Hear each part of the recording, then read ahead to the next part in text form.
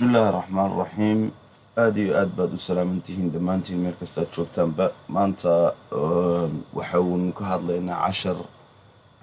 آدي آد مهمة oo qayb weyn oo dadkeena saameeya ilaa 70 ilaa boqolkiiba 75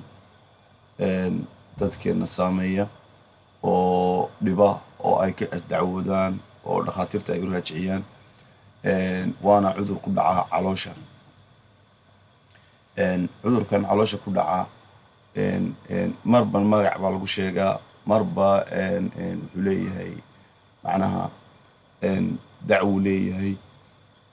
dadkuna intooda badan kama bogsadaan boqolkiiba 75 haddaanayba 80 ahayn dadka hadeerta wuu ku dhacaa waana cudurka xataa dhakhaatiirta iyo culimmada wax baara ee dabagalka ku sameeya garanaysaa wereeriyey ee lagu dhex waashay halkaa qofku gacanta ku hayo inagu waxaan u naqaanaa beerka de halkaas beerka maaha beerku wuxuu ku jiraa naaska midig hoostiisa halkaa feedhaha oo weliba usii dambaysa halkaana kusoo gaadhsiisan laakiin halkaa uu qofkaasi gacanta ku hayo waa caloosha weeye oo umucda waxaan u naqaano cudurkani dadku maxay ku sheegaan mar laab dilaac mar waxay yiraahdaan waxaan hayaa gastric inta badan ba qofka wax la yiraahdo waxa ku haya infection dawooyin baa la soo siiyaa waxaan ku hadlaynaa marka cudurkan wuxuu yahay dawooyinka la siiyo ee ay dadku u yaqaanaan inay dawo tahay iyo waxa ay koos garayso iyo magaranaysaay waxa uu dawo ah oo infactiga dawo u ah marka assalaamu calaykum waraxmatullahi wabarakaatuh mar labaad okay waxaan usoo noqonaynaa cudurkan aynu ka hadalay cudurkan waxaa la yiraahdaa horta waa jeermis waxa koos gareeya cudurkan waa jeermis waxa lagu daweeyaa wax basiida oo yani qofka caadiga ay heli karo marka adana dadku waxay u haystaan inuu cudur aad u weyn yahay waayo wuxuu ana weyn yahay marka loo waayo dawadiisa aan la garanayn waa weynaanaya cudurkan marka waa jeermis waxa loo yaqaan af carabiga jarthumat al-macda af ingiriisigana waxa loo yaqaan H pylori ama af carabiga jarthumat al-macda ama jarthumat al-helicopter jarthuma al-halazoniya waa isku magac marka waa jeermis gala caloosha oo dhiba wuxuu koos gareeyaa oo sameeyaa xanuun halkaas areadaas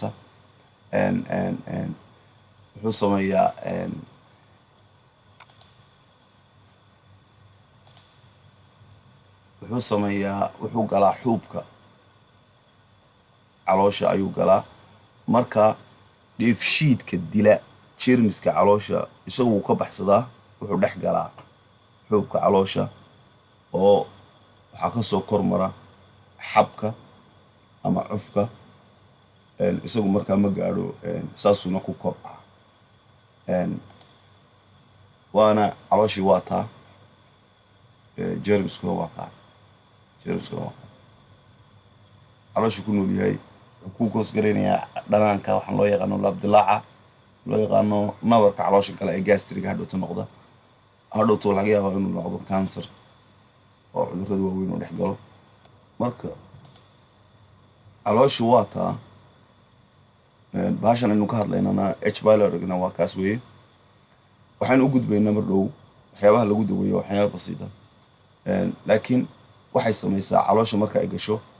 dadku waxay u isticmaalaan waxay samaysaa waxaan loo yaqaano laabdilaaca ama dhanaanka xumuudo bay ahayd carabtu marka dhanaan baa dareemaysa caloosha iyo laabdilaac iyo xanuun waxaa loo cunaa wax jibiya dhakhaatiirta marka aad tagtay wax lagu siinayaa wax dhanaanka kaa jibiya ama laabdilaaca jibiya waxaa ka mid ah Zantacta waxaa ka mid ah baasha loo yaqaano dawooyin badan oo dhanaanka jibiya oo Lozicta ka mid ah marka maxay samaysaa dhanaanka way kaa jebinaysaa yacni laakiin dhib kale ay samaynaysaa oo bahashani way ku kobcdaa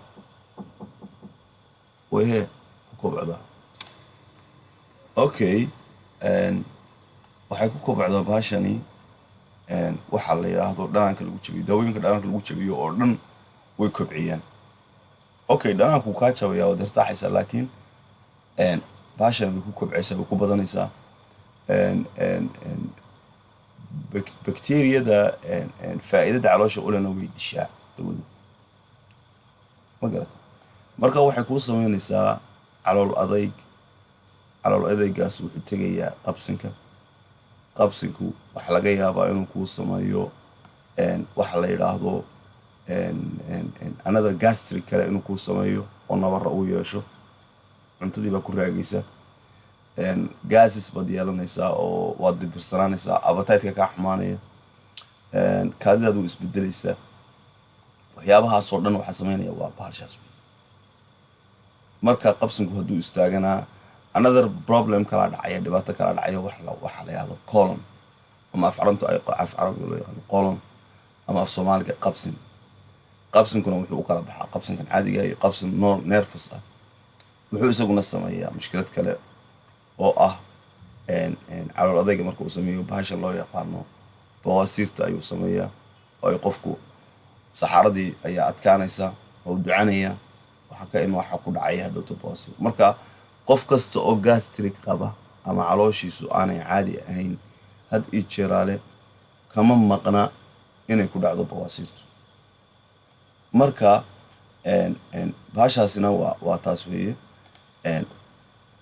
H pylori loo yaqaano waa taa caloosha ku jirta waxaan layna leeyahay waxa ku haya gastric baa ku haya waxa ku haya infection baa ku haya waxa ku haya cudur kala ku haya ودي وينانيسو أو نقولنيسو another problem cancer نقولنيسو أما نمرة كلا علاش كسوينيسو باشا سميسو باشا دودي دنوا very simple very simple مسلمين طبعا بدوننا أنا كفائدة عشر كان إن شاء الله تعالى H pylori ذا يو واحد gastric اللي يقارنوا أي سومالي يعني infection باكوية this is the problem بالكن ويا وحا سمية واتا هل كذا كحنونيسا ما قلت kuna sii deyn mayso dibiro appetite xumo calool adayg jirkaaga oo diiran haraad aan jirin haddii ilaahay kuu ruuyahay hurdadood ka kacdid nervous xataa dabeecadaada way saameynaysaa dawada geedkan waynu garanaynaa geedkan waxaa la yihahdaa kaabash af carabigana waxaa la yihahdaa malfuuf af ingiriisigana I think waxaa la yihahdaa coslo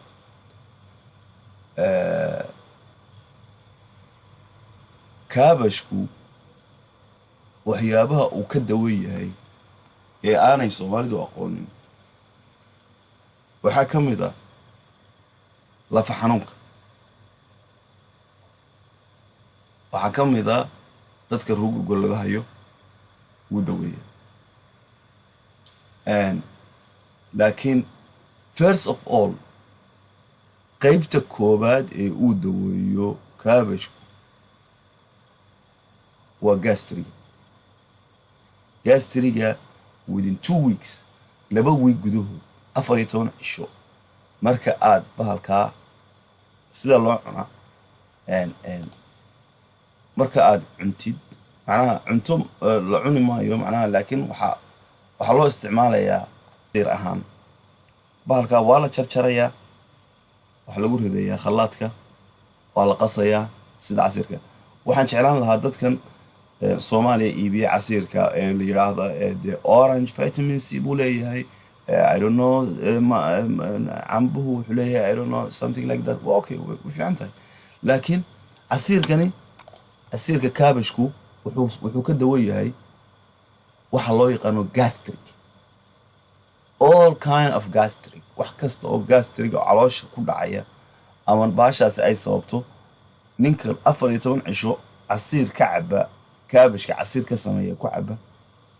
uu ku bogsadaa boqolkiiba boqol waxa u dawa ah gastriga waa kaabashka oo casiira try garay tijaabo عليه الصلاة والسلام النبي عليه الصلاة والسلام وحولي waxaa laga soo wariyay xadiis odhanaya cuntadana dawo ahaan u cuna dawadana cunto ahaan u cuna marka waa inay dawadaadu cuntadaada tahay cuntadaaduna ay dawadaada tahay marka qayb kale aynu isu gudbaynaa oo isaguna ka mid ah waxyaabaha daaweeya ee lagu laro kaabashka waxa weeye geedka loo yaqaano dabacasaha dabacasaha is very strong weeye maadad wanaagsan weeye waana geed fiican oo faa'iido badan leh oo caloosha dawo u ah inkastoo ay yidhaahdaan dadku ay yidhaahdaan indhuhu dawo u yahay laakiin maanta waxaynu ka hadlaynaa waxa weeye qaybta uu saameeyo ee caloosha ah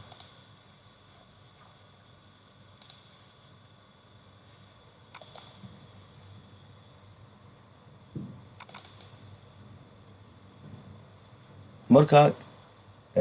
dabacasuhu isagana lafta sidoo kale waa la jarjarayaa waxaa laga samaynayaa casiir it's okay inaad isku qastid dabacasaha iyo kaabishka ama aad marba mid cabtid waxaa fiican inaad marba mid cabtid 14 cisho clearly xilliga aad qaadatid kaabishka casiirka kaabishka xilliga aad qaadatid waa 3 waqti oo maalintii ah 3 waqti oo maalintii ah daily wax laga rabaa inaad cabtid 1 litir oo casiirka kaabishka ah kadibna natiijada iyo commentkaaga waxaad igu soo diraysaa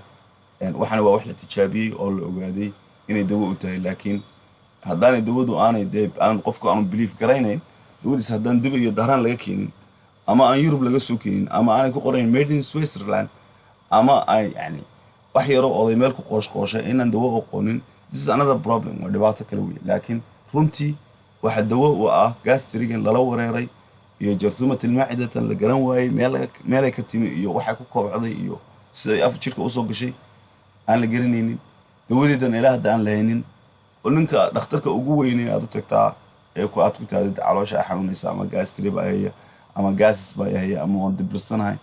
ama I don't know caloosha istaagan you know wuxuu ku siinaya waxa weeye wax jibiya dhanaanka iyo neefta dibirada iyo calool adayga wax jibiya ayuu ku siinaya laakiin ku siin maayo wax cilaaja wixii koos gareeyay waxna waa acraad waxna waa cudur waa calaamado ka muuqda waxna waa cudur cudurku wuxuu kale waxna waa cudur waxna waa calaamad haddii aan calaamadaha cudurka daweeyo oo aan ku siiyo kaarjibin oo aan ku siiyo magaranaysaa antibiotic oo aan ku siiyo magaranaysaa dawo caloosha socodsiisa oo aan ku siiyo maan daweynin cudurkii calaamadihiisa ma daweyn marka waxaanu ka hadlaynaa inagu daaweynta cudurka roodka xididka aan cudurka ayaa lagu daweynaya waxaan aan ka hadlaynaa casiirka hal la ogaado share gareeya barnaamijkan oo dadka islaamka ah wax macna bila macna waxyaabo badan oo aan macna lahayn ba dadku faafiyaan oo aan naf lahayn faa'iido lahayn hadda ka hor baynu ka hadalay duugista cagaha iyo salaada markaad qaadanaysid weesada salaada sida calood loogu duugo looga faa'iido weesada iyo salaadu inay dawo tahay adduunkana dawo u tahay aakhirana dawo u tahay salaadu iyo weesa qaashadu marka wixii faa'iido leh dadka ha loo gudbiyo ha la gaarsiiyo waa Axmed Kuwaiti oo idin leh assalaamu calaykum waraxmatullaahi wabarakaatuh